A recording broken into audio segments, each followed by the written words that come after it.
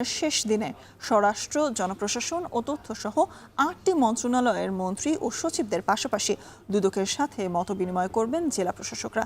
এ নিয়ে আরও জানাতে রাজধানীর ওসমানী স্মৃতি মিলনায়তন থেকে যুক্ত হচ্ছেন সহকর্মী জাওয়াদ মাহমুদ। জাওয়াদ, সকাল থেকে শুরু হওয়া এই সম্মেলনে আর কি কি সেশন বাকি আছে এবং দিনের বাকি কর্মসূচিগুলো নিয়ে আসলে আমাদের জানাবেন।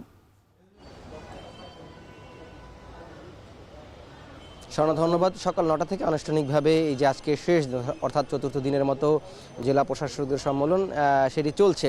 সকাল ৯টায় মূলত দুজন মন্ত্রী এখানে যারা জেলা প্রশাসক রয়েছে এবং আটটি বিভাগের ৮জন বিভাগীয় কমিশনার রয়েছে তাদের সাথে মত বিনিময় করেছেন। সেখানে ক্রীড়া ও যুব ক্রীড়া প্রতিমন্ত্রী ছিলেন এবং মহিলা শিশু সমাজ কল্যাণ প্রতিমন্ত্রী সেখানে ছিলেন। তারা মত বিনিময় শেষে গণমাধ্যমে কথা বলেছেন। বিশেষ করে যুব ক্রীড়া প্রতিমন্ত্রী তিনি বলেছেন যে সরকার কর্মসংস্থানের লক্ষ্যে কাজ করছে এবং যুবকরা যাতে যে কর্মমুখী যাদের যুবকদের যাতে কর্মোদ্যোক্তা করে তোলা যায় বা কিংবা তাদের এই যে একটি কর্মমুখী শিক্ষার দিকে ধাবিত করা যায় সেই বিষয়ে সরকার কাজ করছে এবং সরকার বেশ কয়েকটি প্রকল্প নেওয়ার কথা তিনি বলছিলেন। যে ঢাকাকে কেন্দ্র করে সরকার একটি যে মোবাইল সার্ভিসিংয়ের যেই একটি বৃহৎ পরিসর রয়েছে সেখানে সরকার একটি কাজ করার চেষ্টা করছেন।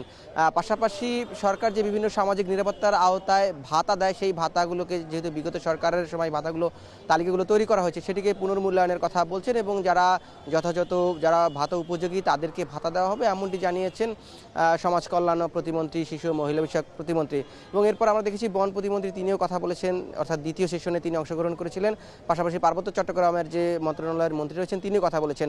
পার্বত্য চট্টগ্রাম মন্ত্রী তিনি যেটি বলেছিলেন যে স্থানীয় পর্যায়ে যদি প্রশাসকরা সহযোগিতা করে তাহলে পার্বত্য চট্টগ্রামে যে অনাকাঙ্ক্ষিত ঘটনাগুলো প্রায় সময় ঘটে সেগুলো আসলে অনেকটাই নিরসন হয়ে যাবে। যদিও তিনি দাবি করছিলেন যে এখন পার্বত্য চট্টগ্রাম পুরোপুরি শান্ত রয়েছে বা স্বাভাবিক রয়েছে। পাশাপাশি বনমন্ত্রী বলেছেন যে এই যে সংরক্ষিত বনাঞ্চল রয়েছে বা কৃষি জমি কমে যাচ্ছে সেই জায়গা থেকে পরিবেশ অধিদপ্তর যেই পরিকল্পনাগুলো গ্রহণ করছে বা যেই কাজগুলো তারা বাস্তবায়ন করবে সেটিতে যদি জেলা প্রশাসকরা সহযোগিতা করে স্থানীয় পর্যায়ে তাহলে আসলে সরকারের যে লক্ষ্য উদ্দেশ্য সেটি সাফল্যের মুখ দেখবে। পাশাপাশি এখন মূলত স্বরাষ্ট্রমন্ত্রীর সাথে এই 64 জেলার 64 জন জেলা প্রশাসক এবং 8 বিভাগের 8 বিভাগীয় কমিশনার সাথে স্বরাষ্ট্র মন্ত্রণালয়ের যিনি মন্ত্রী রয়েছেন সালাউদ্দিন আহমদ তার একটি সেশন এখন চলছে, অর্থাৎ তৃতীয় সেশন। এবং মধ্যাহ্নভোজের পরে তথ্যমন্ত্রীর একটি সেশন রয়েছে।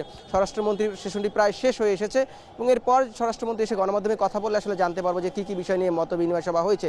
বিকেল 5:15 নাগাদ মূলত এই শেষ দিনের অর্থাৎ চতুর্থ দিনের যে জেলা প্রশাসক সম্মেলন রয়েছে সেটি সমাপনী অধিবেশনের মধ্য দিয়ে শেষ হবে।